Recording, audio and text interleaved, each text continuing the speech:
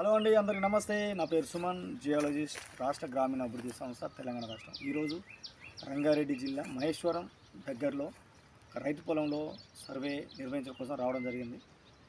మనం కాలంతో అనుగుణంగా మనం మారుతూ ఉండాలి, మన అభిరుచులు మారుతుండాలి, మన అలవాట్లు మారుతుండాలి, అంతే తప్ప మన పూర్వీకులు ఒకప్పుడు కాలినడకన ఒక ఊరి నుండి ఒక ఊరికి పోయేవాళ్ళు.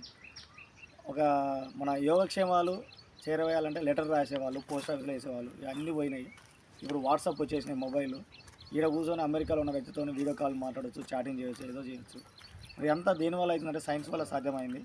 కాలంని మనం దాటుకుని వెళ్ళే టైం వచ్చేసింది. కాబట్టి ఇంకా కాలంతో పాటు ఏదైతే డెవలప్మెంట్ అవుతుందో ఆ డెవలప్మెంట్తో పాటు ముందుకెళ్ళాలి తప్ప ఇంకా నేను ఇంటర్నెట్ కూర్చుంటా, ఆ చెట్టు కింద కూర్చుంటా, ఇంకా కట్టెపుల్లలు పట్టుకుంటా అంటే కాదు.